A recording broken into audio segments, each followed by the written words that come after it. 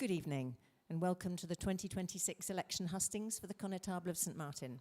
I'm Cathy Keir, and I'll be taking us through the proceedings this evening. We've got until 9, so I hope you've all got plenty of questions, at least 2 each, please.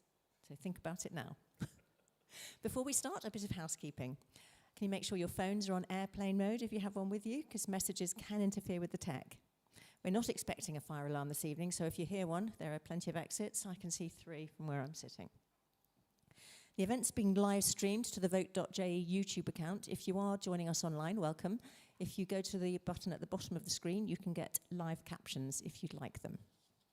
And the event will be on YouTube later if there's anybody that you know that couldn't make it tonight because they were busy or it was just too hot to get off the sofa.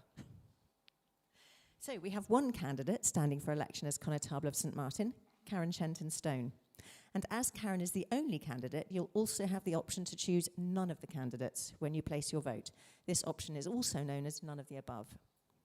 Tonight, Karen would like to say a few words about her priorities for the parish and for the island, and then we'll open the floor to your questions. So, over to Karen Shenton-Stone. Thank you, Cathy. We've had apologies from so many people that this hot, glorious weather and it being half-term, I don't think it's helped with attendance in the hall, but I've been assured that I've got lots of people will be watching online. So hello to everyone here and all those online. I am known for relatively short to the point speeches in the Assembly. However, this is quite a long speech for me, and I want to use the time we have to give you the information you need to make your decision on Sunday the 7th of June. I want to make sure you know what I want to do in the next Assembly and what I believe in. As you may recall, I am here today somewhat because of my own doing. In 2021, I successfully proposed a none of the candidates option for uncontested elections, an empty box, so that the decision of who will sit in the next Assembly always rests with the voters, to eliminate fully uncontested elections. Some of those who are up against none of the above dislike it. And standing here alone this evening, at this moment, I really dislike it too. But it is better to be democratic and open, to subject yourself to the electorate, than it is to mitigate your democratic rights and duties. This year, 6 candidates for constable are fighting the empty box. If re-elected, I hope to end my final term ahead of an election where there are contests for constables in all 12 parishes. The parish has to come first. I want to be open and accountable to you, which is why I've prioritised continuing to deliver as your constable over door knocking. However, my door at the public hall, as many people will know, is always open to meet with you. I'm a constable who strives to be modern, innovative, and makes St Martin the best parish to live in. The same applies to the rest of our island. I hope I am succeeding, and I hope that your votes on the 7th of June reflect the trust you have placed in me. As I've written in my manifesto and in my campaign leaflet, and as I hope you agree, St Martin is thriving. We have an unbreakable community spirit and real pride in our environment and the public amenities. I could not be prouder of this parish and what we have all achieved. That goes for many of the people in the room. This term has seen the creation of a new, inclusive and accessible playground on the village green that was built without parish funds, including the first and so far only Viking swing in the island. This swing can be used by older children, teenagers, and even adults. I'm immensely grateful to our generous benefactors. Our design process, including involvement from children of St Martin Primary School and responding to Jersey's Youth Parliament's Right to Play strategy, has since become a catalyst and a template for the rest of the island. It is a delight that the playground is used by so many children and that Montelabbé and Balroyal School bring classes of children to play. Curbside recycling has been introduced, and I am proud to continue to support the Honorary Police, Mofo Youth Project, the Gory Fate and Bonfire Committee, the Primary School, and many other clubs and associations, including the Diamond Club and WI. Our parish events, from our Liberation Afternoon teas and barbecues to the aforementioned Gory Fate and St Martin's Bonfire, are rapturously received every single year, and it is the hard work of the volunteers and the municipality that has been fundamental to their continued successes. I'm also delighted to say that we are several steps ahead of one senatorial candidate's comments at last week's hustings and being an entrepreneurial parish. I successfully secured the state's loan for the refurbishment of Livier Col at the beginning of my time in the Assembly, and I cannot overstate how successful it has been. We now boast of vets, a GP surgery, a pharmacy, and if you measure by square metre, the most successful Marks and Spencer in the world. Yes, in the world, in St Martin. The rates remain carefully managed and have funded the repairs and maintenance of the parish depot, the public hall, the rectory, the village tea room, sheltered housing and other parish projects. This is a parish that knows how to manage its assets and give its parishioners the amenities they need. It is why we are so frequently cited as a model to follow across the island. This will be my final term as constable, and I want to end it on a high. I am fundraising for the renovation and conversion of the parish barn into a beautiful new community centre so that it remains cost neutral to you and does not impact your rates. We already achieved this with the playground, and I am determined to provide you with a new facility that can become a hub for a range of events and activities. There is huge unlocked potential with this project. I'm also helping to spearhead the new Gory Pier Design Code, which provides a community-led opportunity to give you, the parishioners, the chance to determine how it will look. This project is being supported by Create Streets, a design practice, town builder and think tank with international recognition, and no parish funding has been used. We have received a grant from the Creative Island Strategy and Ports of Jersey. Gorey Harbour with Montorgueil Castle is an iconic destination for islanders and visitors and worthy of care and investment by the Government of Jersey under the auspices of the parish. My position as a member of the State's Assembly is critical. Without this seat, I would not have been able to secure the loan needed for Livier Col or speak up for this parish.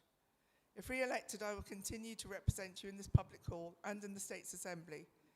This symbiosis, the dual role of sitting in the public hall and the Assembly, is key to this.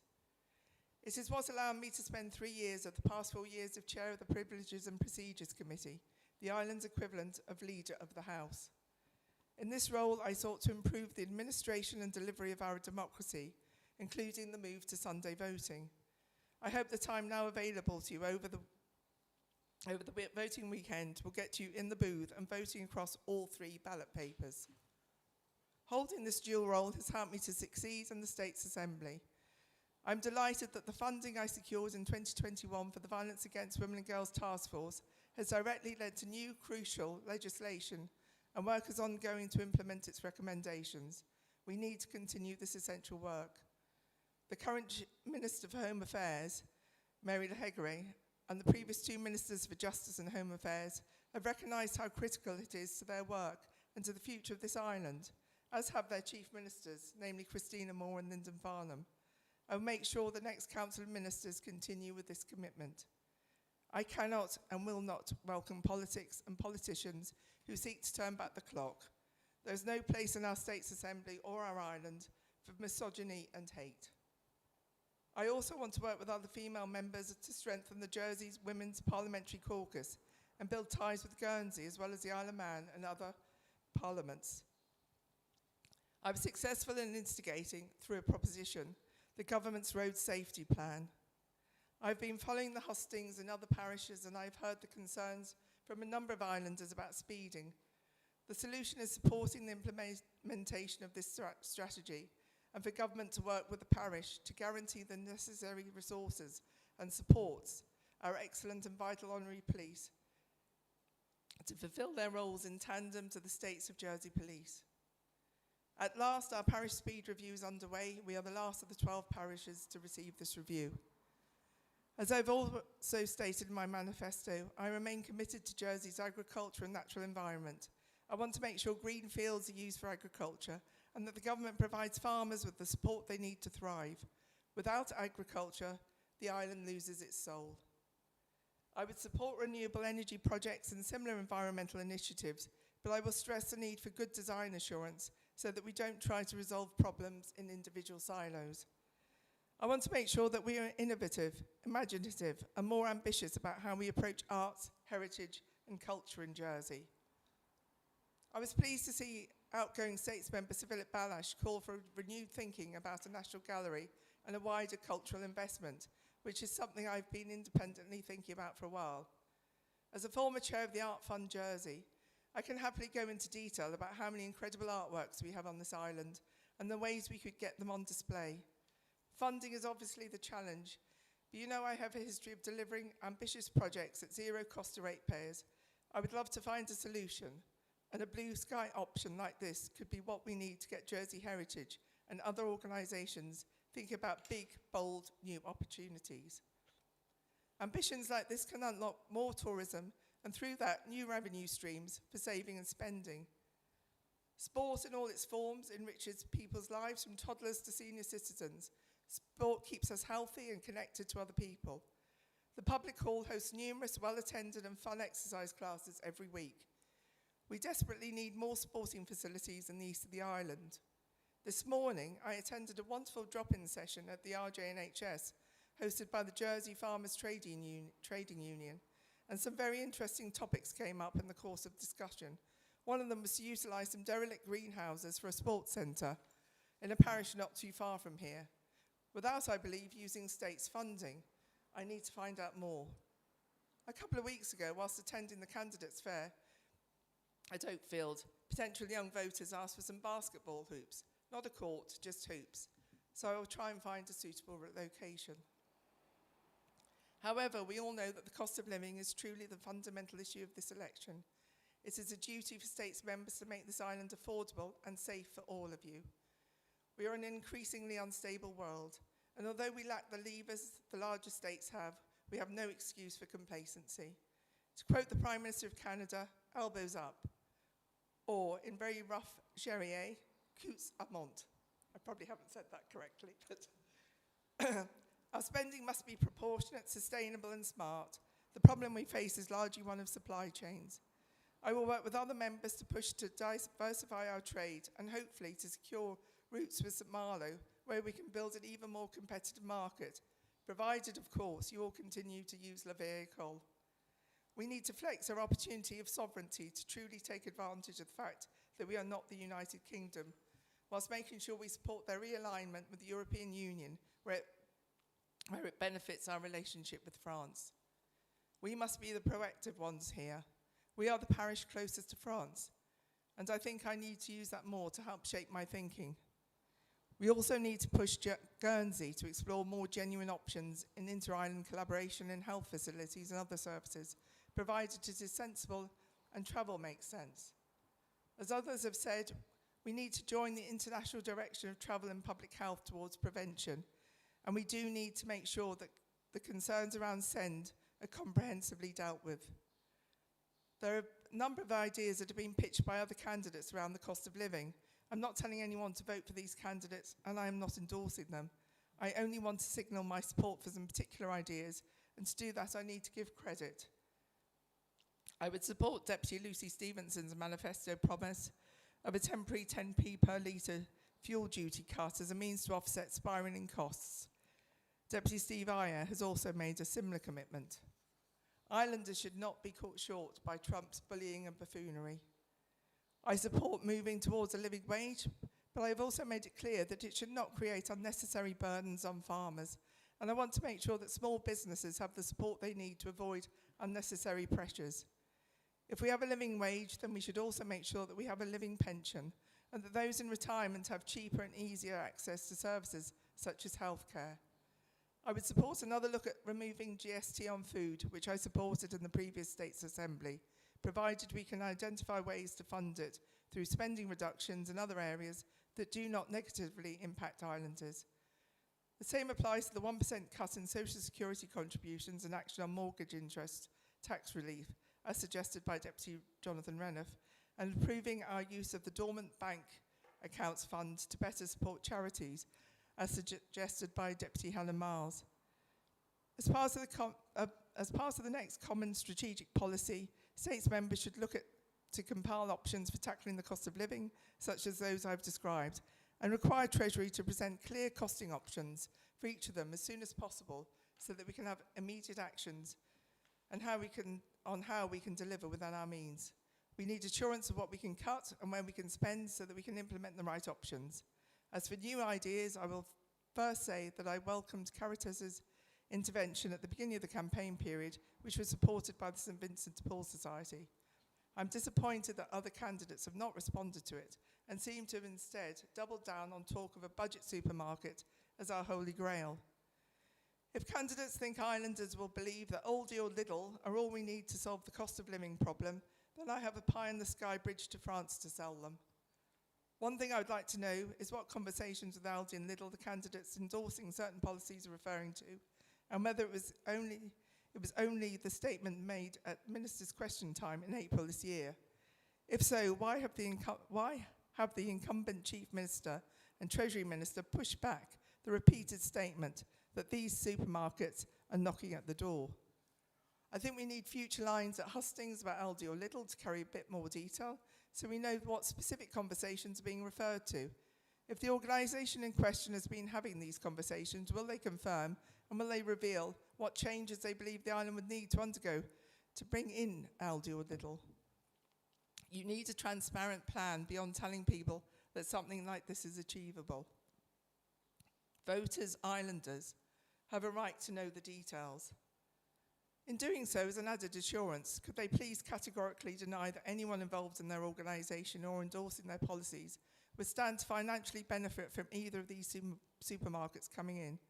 I say this to make sure that everyone understands that this assurance should have been made on day one as a basic political principle. This is absolutely not a statement of accusation. This is a request for them to confront and answer the questions their proposal is raising amongst islanders and other candidates. These questions deserve clear answers before polling day. We can definitely welcome greater and cheaper competition in the food sector, but if you look at the costs around transport and similar factors, it is clear that you will not get anything near what they seem to want you to think. 2 months ago, the UK government removed VAT from surplus stock donations to charities. We need to make sure that applies here with GST, and that this type of distribution is encouraged island-wide. I think there's no doubt that there is a double tax on pensions and that one does not get tax relief for contributions but pay on the receipt. In essence, pensioners pay twice, but families are eligible for tax reliefs.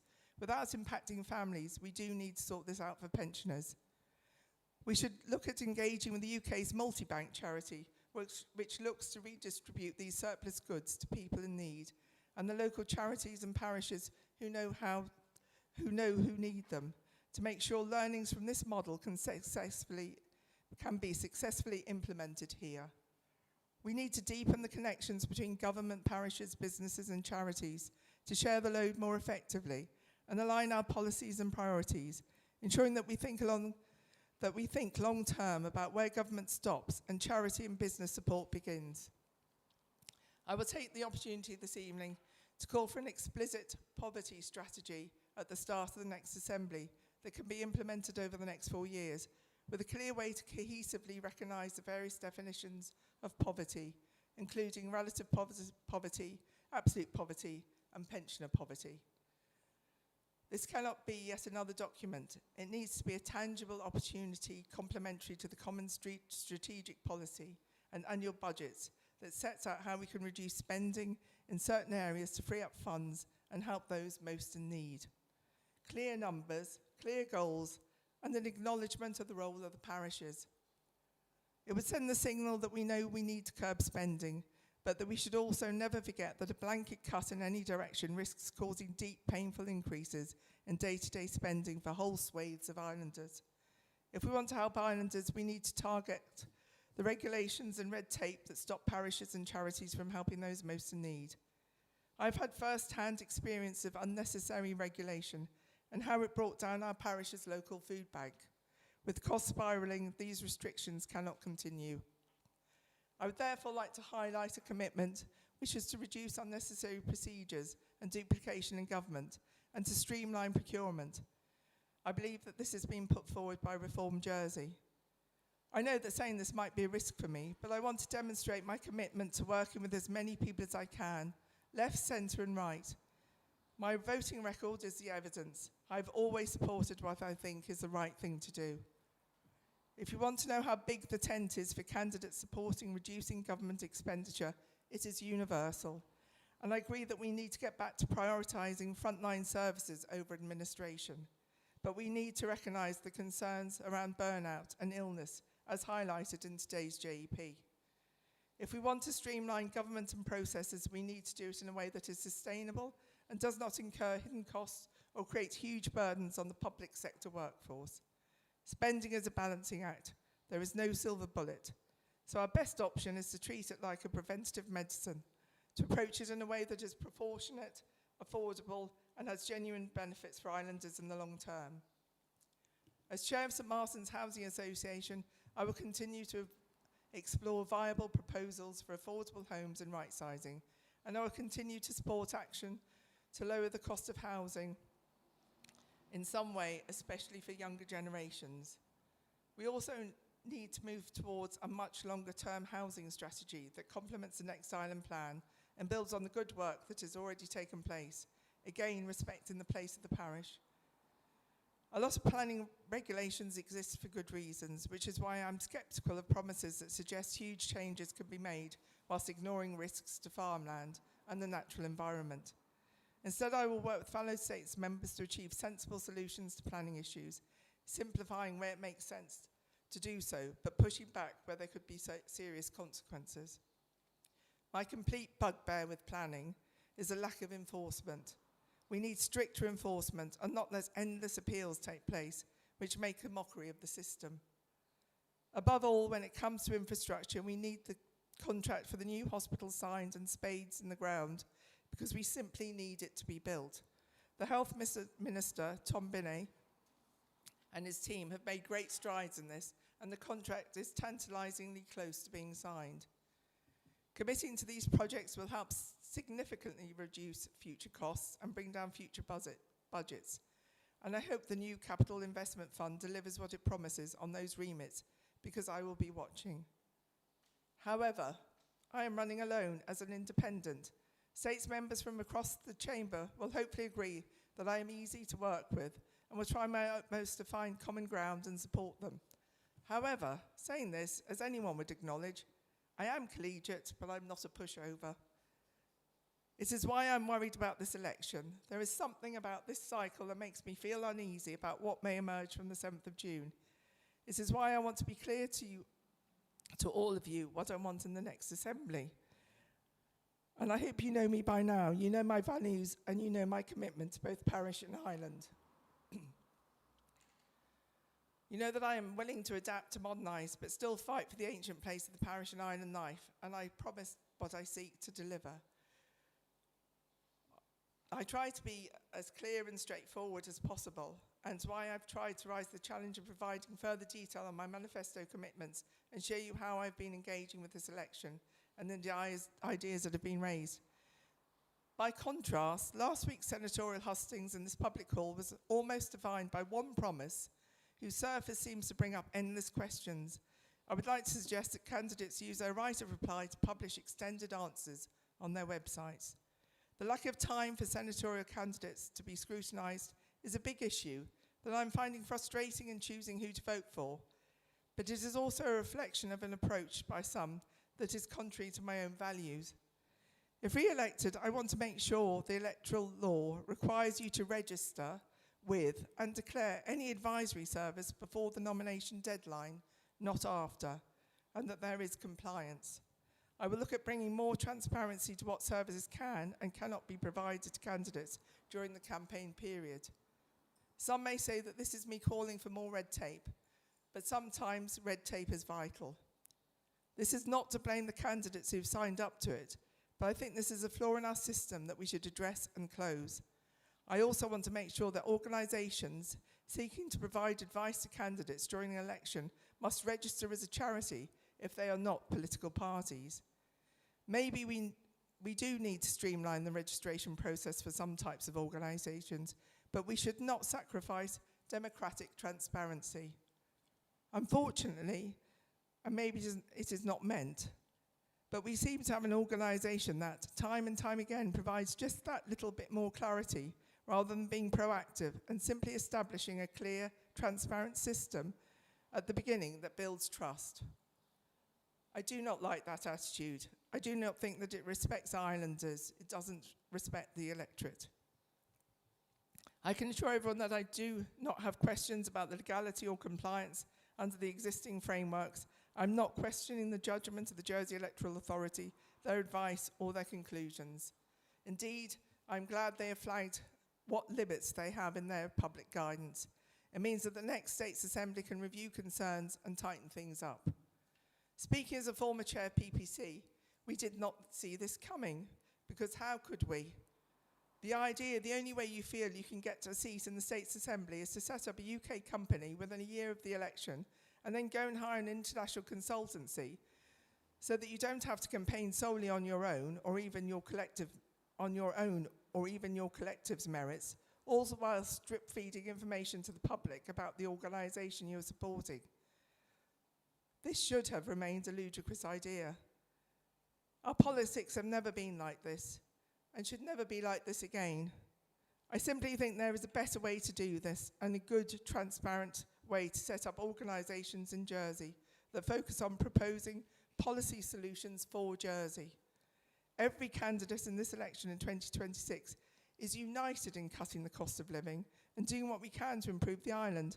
And I think that highlighting these concerns at this hustings will benefit all sides. It is so that we can encourage proactivity and forward planning to avoid any more steady moves in registration from the UK to Jersey, becoming a model for future organisations at future elections. If you miss the boat for registering in Jersey in time for the election, then you just missed the boat. Using another jurisdiction should never happen again. I think we would all welcome confirmation that the UK company will now be wound down. Some of you may remember, and this is on Hansard, that my first proposition in the States Assembly was to increase the transparency of political parties. I will go further if I think there is a need for more of this, whether it is for parties, for movements, or campaign advisory services. We are not the UK. Candidates should not need professional help to get elected. I'm grateful for the statement they published on Facebook yesterday, which seeks to clear up some questions. They have my genuine sympathies for any abuse they have received from anonymous accounts, and I'm keen to collaborate with States members and islanders to strengthen online safety in Jersey. I want to be clear that when I talk about questions, I mean the legitimate questions from the public and fellow candidates, and not those from anonymous accounts. Separately, I would also appreciate if they could publish the questions for their consultation on their website. This will foster positive transparency. Scrutiny is about being a constructive and critical friend, and that is what I'm trying to achieve in this part of the speech. The purple book they have published therefore appears to be a work in progress. Some social media responses to questions have said the organisation is, in inverted commas, for research. In that case, where is that research when so little is available on its website or in this book? One that lifts ideas so heavily from existing Government of Jersey reports, like Time to Win, and those of the Jersey Competition Regulatory Authority. If the government has its head in the sand, as they claim, why are their policy ideas so lucrative to them? What value was that research if it amounts to existing, already published policy options, and the only big answer the candidates endorsing it can run on is to bring in a budget supermarket? Islanders who are really struggling with the cost of living deserve better than being told, don't worry, all we need to do is get Aldi or Lidl in. Their proposal for an independent review of port costs would have more merit, so I do not see why they play up the supermarkets instead. The Purple Book also argues for a reduction of 100 million in state spending, based on a single comment by the chief executive, and it does not have more data to back it up. Every outgoing States member would have loved to do this. Everyone standing for election would, but I've not made such a targeted policy proposal because I would struggle to identify what should be sacrificed. If they know what they want to cut, they should tell us before the election. I would expect an organisation using apparently prestigious international advisors as the Messina Group to have these answers. Instead, the idea of bringing in a firm from the US is almost insulting. Imagine the very idea of a group that wants votes of people from Jersey and claims to want to use the talent Jersey has, but clearly thinks they cannot simply rely on islanders to advise candidates to come up with lines about something like bringing a low-cost supermarket over here. It just does not add up. The idea that candidates in our general election need help from outside of the island does not sit well with me. It is a red flag. For me, such an approach is not how you value Jersey, it is how you value islanders. If you are paying good money for politics, give us a good solution and give it to us before we go to vote. You work together, you gain insight and best practice from other jurisdictions, but at the end of the day, your focus is fundamentally, genuinely Jersey. I make this intervention during my opening speech because I have the opportunity to do so as a sole candidate in this position, because the seeming reticence to properly explain itself has set mine and other candidates' alarm bells ringing. I know the risks, and I am aware that I may lose votes. All I'm asking for is some openness and transparency, and someone needs to ask. Again, I will be delighted if the organisation uses its right of reply to address my concerns. I ask them to publish a response to the points I have raised. May I close this part of my speech by stressing that next State's Assembly needs to look again at our approach to political movements and understand how we can learn from these concerns.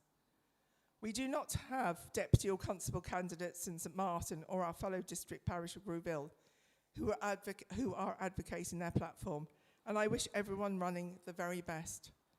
But we do have to be cautious about the decisions we make with the island-wide ballot and the ballots elsewhere. We have a democratic right to ask questions about what the next 4 years hold, and we have a democratic right to ask questions about what the next 4 years hold and what or who is supporting who. This election is so much more than a referendum on Aldi or Lidl. We need to talk about rising spending and high costs, but many of those problems stem from the inaction of the 2010s, the need to accommodate an ageing island, Brexit, the increase in inflation and international chaos, and the need for the state to look after its people on an island whose geography limits alternatives. These are problems, they are problems you know I will engage with you prioritised above all else. I suspect you did not come here expecting this as the opening speech, but older parishioners may remember the occasional fire and brimstone of Senator Dick Shenton, my father, Jersey's longest-serving senator. His success is because he knew that our actions within the Assembly and within the public and parish halls should be about standing up for you and making your lives better. It is a family value to call out organisations and politicians that seem to want to take this island for a ride. It is a family value I'd like to see as an island value. It is a value I trust, not the lack of it, that some seem to carry. Those who remember him best may even say, I've been lenient when compared to what he might have said. We need candidates and islanders to start fanning away the smoke and mirrors. I would like to close by assuring you in our public hall today and those watching online that I am my own person. I am independent by principle and by pride. I'm here for you, and I'm here for St Martin, and I'm here for Jersey. If what I've said costs me votes, so be it. I make these comments because St Martin is frequently cited as a model others should follow, and we have achieved this by working together, by being the very best of this island. I want to sit in a public hall and in an assembly that reflects this, because then I can deliver as best as I can for you over the next 4 years. As I said at last year's sitting on the 80th anniversary of our liberation, I want Jersey to forever be known for its democracy and its inclusion, its freedom and community. That is what St Martin is about. This is what Jersey is about, and it is what I want to represent here and in the Assembly. And that is what I hope you vote for on Sunday the 7th of June. I'd be delighted to have your vote. Thank you.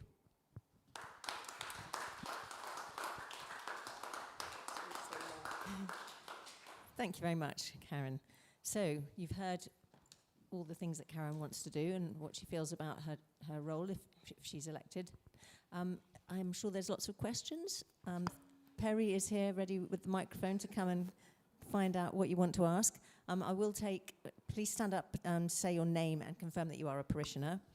Ask one question and then hand the mic back to Perry. I'm sure there'll be time for your second and third questions if you'd like to ask more questions, but I will try and get your first questions done first. So let's get started. Who would like to go first? Oh, I feel like a teacher. Oh, here we go. Anyway, congratulations, Karen. You've given us a tremendous amount of information as to what you intend to do for the island and the parish in the next 4 years. I think there was a lot going on with Liddell and Aldi, which very much took a lot of time at the senatorial hustings. Those are not really the key things for Jersey. If people think that everything going to be a lot cheaper simply because those supermarkets are here, that won't be the case. They're operating in a different place. Now, my experience of those two shops, when I had a house in France for many years, where we used Lidl and Carrefour, we in fact, Carrefour and Leclerc, we did use Lidl, but we didn't find them any cheaper than the other places. And so I don't think there's a lot of mileage in that. On other aspects as well, reading in the Post to do with the stress of the workforce in Jersey, I think it's quite amazing really, because our workforce has been going up over the years. We did try to reduce this at the time. Charlie Parker, when he was over here, intended to reduce it, but that really didn't happen. But I'm not too sure how all the workforce are employed, because if we've got a bigger and bigger workforce, and the workforce is under more and more stress, so the people are working hard. So anyway, that's food for thought. Thank you. Have you got a question out of all those points? What would you like to ask, Karen? Well, really, the question would be two of them. One is how we can control the workforce to keep the workforce, our workforce is far too high for a population of 100,000 or so. How to so. reduce the state's workforce or the island workforce? The island workforce. The island workforce, okay. Yes, and the other question of Lidl and Aldi, I don't really think there's a lot of mileage in that, not in my opinion, because whilst they may be a lot cheaper in other countries, I don't think it will work over here. That is the question. That's not a question. That is the question. Right, okay. So will Aldi and Lidl make any difference? So that's workforce, and will Aldi and Lidl make a difference? I don't actually think Aldi and Lidl will make a huge difference, because we've got ship all the food in here, and it's not something I was suggesting, Gerald. It's on Value Jersey's manifesto. So no, I think that's sort of like smoke and mirrors. Tackling the workforce, I know that's a big piece of work for the next ministerial government. I know they have started looking at it, but as I said earlier, you have to look carefully at what you would be cutting. If you cut the workforce, you're obviously going to be cutting some services. So I can't suddenly say, well, let's cut. That's a much bigger question than I can answer, really. But I know that it'll be an ongoing piece of work. Yeah, yeah. I think people like to expect a lot, so to deliver that you need the workforce, but I'm sure the next government will be committed to looking at that and cutting it. Okay, thank you for that question. Anybody else got a question that they'd like to ask?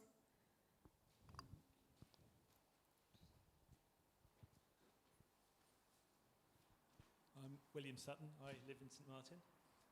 This is a question about parking. One of the big problems we have here in St Martin. Put your mic a bit closer so we can hear you. It's about parking. One of the big problems that we have here in St Martin. Anybody who lives here knows just how busy the area around the car park is in the afternoons in particular.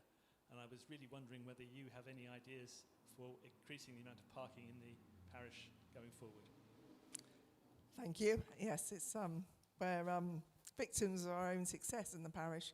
So parking, although we have a large car park over there, we have car parking outside the public hall. I know that when we do the new cemetery extension, the cemetery will have an extended car park.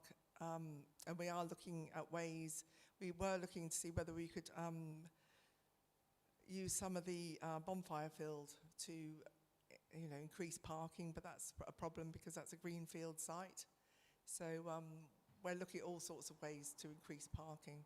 We don't want to discourage people from coming to St Martin's, but it's an ongoing problem. If you're in a public hall or a parish hall or a town hall, you deal with parking problems every single day, but we are looking at trying to resolve it. Thank you.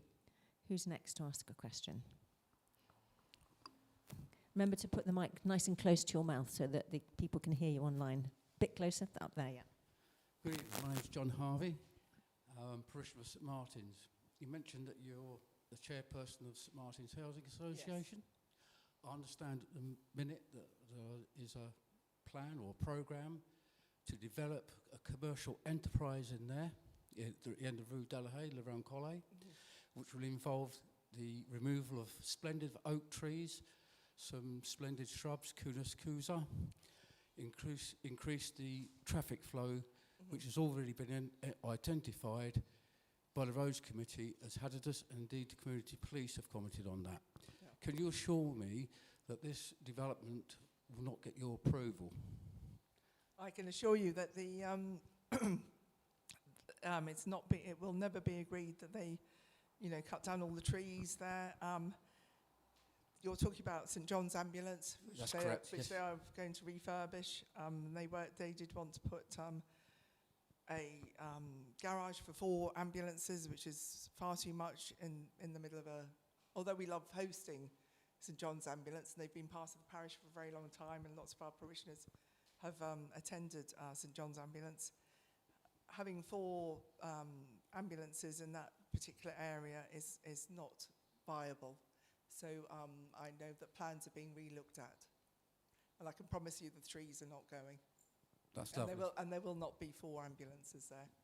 So I'll say that on record. Lovely, so I wanted to hear. Thank you very much. Thank you. There, you pass the microphone over there. Thank you. Good evening, Tracy Jail, also a parishioner of St Martin. I'd just like to ask you, Karen, what role you might go for if you are duly elected on 7th of June. I don't actually know. Last time I really, I turned down being Assistant Chief Minister because I wanted to be Chair of PPC. I honestly haven't got a particular role in mind. I'm happy to, I'd like to see who the next Council of Ministers is and who is in scrutiny and go from there. But I honestly don't have a hard and fast plan of where I want to be. I know what I want to do, and I've got propositions up my sleeve, but and I can do a lot more. Chair of PPC was Leader of the House, Leader of the Assembly, and it was a very, very intensive role, so I didn't have so much time then to do as many propositions as I had in my first term. So as long as I can do that and support where I'm needed, I'm just waiting to see. I may go for, probably assistant chair of committee to Connétables and something else, but I don't know. Thank you. Who's next to ask a question? I know this lady over here had some questions earlier. She asked her questions before it started. Great. Okay. Mick Jail, Parish of St Martin's. Following on from Will's comments about parking in the parish, I know there's been plans in for Field 410 for a development there. Would you be prepared to take a proposition to the States to alter the current stupid proposal of 1 parking space per 3-bedroom house? Yes, having experienced all this in the parish, and the fact that I won't be chairing PPC anymore, I'd be more than happy to do that. I can do that as one of the first things I do in the new assembly if I'm elected.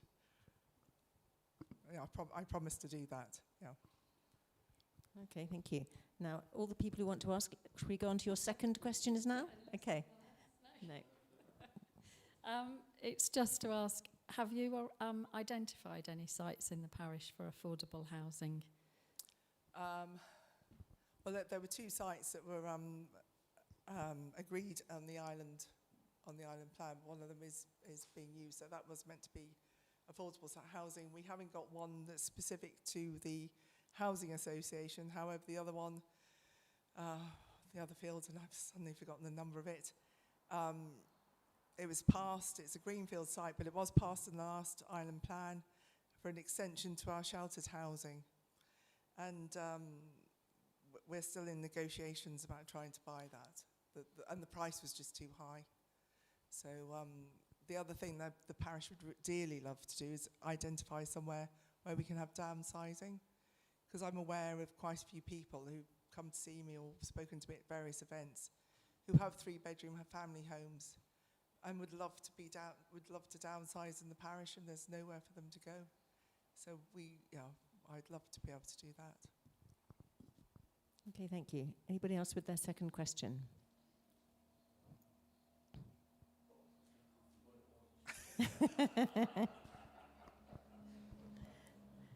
What about the other two gentlemen? Oh, he's just remembered. We need the mic back here.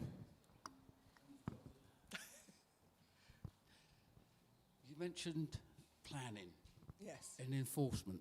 yes. That's my little sweet cherry, this is. I've been on it planning for an excess, maybe 3-4 years. They've put an enforcement notice, and they come up, have a look, and they have a look, go away, come back, have another look, and it goes on and on. It appears that the planning enforcement has got no guts, no bite, nothing. So does it make the planning department totally superfluous? I don't think it makes the planning department totally superfluous because they do a lot of other things, but as I said, it's my massive bugbear that we have sites who are turned down and we have enforcement, and then they can wait right up to the wire and appeal, and it's no good for the neighbours, it's no good for anyone living nearby. So enforcement should actually mean enforcement. I'm more concerned with the pollution, but that's another issue. I brought it up at the States departments, and you get nowhere. But I think whoever is the next environment minister absolutely has to, do something about enforcement, because it's so frustrating for parishioners. It's so frustrating for the parish because we can't enforce what planning won't enforce, and it just makes a whole mockery of the system. So yeah, that's one of my massive bugbears. So, but I must say, planning does a lot of other things as well. So I don't think it's. Well, they must do other things because they're not doing the enforcement, are Yes. Okay, next person to have a second question. I'm looking at you two there at the front. Little.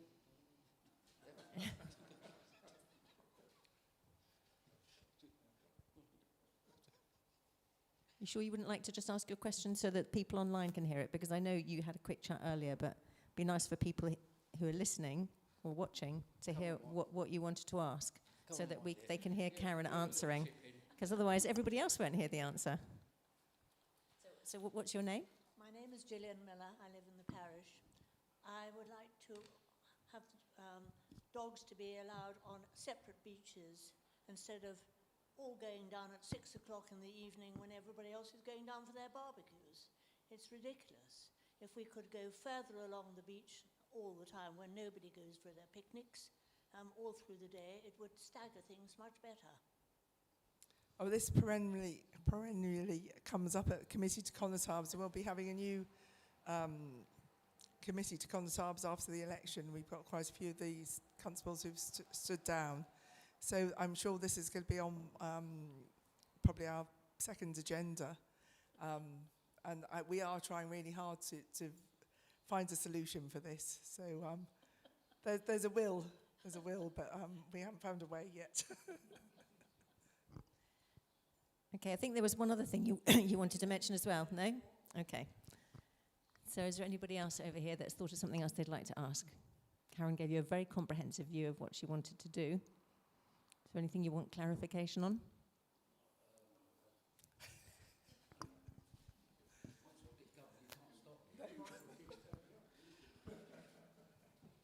We mentioned parking Yes. up around here, and it is, as it's been previously established, quite chaotic. And could we not have a programme or increase public transport? Because mostly there's children being dropped off for schools. Just wondered if there'd be some sort of school minibus that could drop locally or something. I don't know. Just thinking out the box. Yeah, I'm really happy to do that. So one of the other things that we've got sort of on the back burner at the moment, which we tried to do a few years ago, is we'd ideally like to get a safe route to school through the fields that you could end up on the green and then straight opposite the school. So we want to encourage more children to walk, and we're very aware that some of the roads around here are really dangerous. So we were in communication with some of the farmers to see whether we could get a path right the way through and hopefully almost meet up with MOFOR. But we didn't get the the green light from some of them. So I think, and that we because of all the other parish projects that we do, that's sort of been put on the back burner. But as you mentioned it, we can have another look at that, because I'd love to have a safe route to school, and that would cut down hopefully on the parking. Yep. Just wait for the mic. Sorry, just adding to that, the number 3 bus does go through en route to St Martin. It does stop at MOFOR, and all the children from the MOFOR estate get on to go to St Martin's school. So that does do away with some of the cars, but we have lots of people coming from elsewhere in the parish who all drive. We just thought if it was if we could have another safe route to school, and instead of some of them even coming on the bus, keep everyone fitter and healthier and have a safe walking route. But I don't know if that's feasible or not. Okay. That's safe route to school. Some parishes have those, don't they? They do, yes. Okay. Anybody? I see we have another question. Nice and close to your mouth when you ask. Just a follow-up comment to do with the 30 houses with one parking space for mainly three-bedroom houses. Some were two-bedroom, and there were only 6 visitor places for the whole site anyway. But it's not going to happen for a long time, because I believe the drainage system is not going to be upgraded in that area for at least 3 years. So it's a no-go for at least 3 years. So that was the comment. Yeah. And is there anything you want to ask about that in terms of questions? Well, really, a follow-up question, the same as been said before. Yeah. To have It's one attenuation parking tanks. space Yeah. for a 3-bedroom house is ridiculous. I remember a few years ago, if you had an extension of a house and you put an extra room, you could only get permission if you had an extra parking space. But that's completely swung around now. I guess times change. Times have changed. Thank you. Anybody else with any questions behind? No?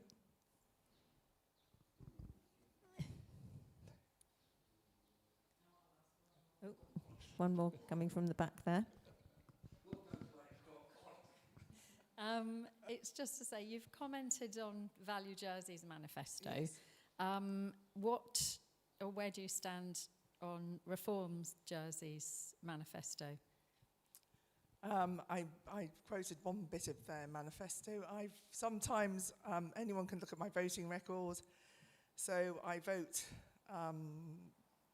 completely independently, and sometimes I have voted for Reform Jersey's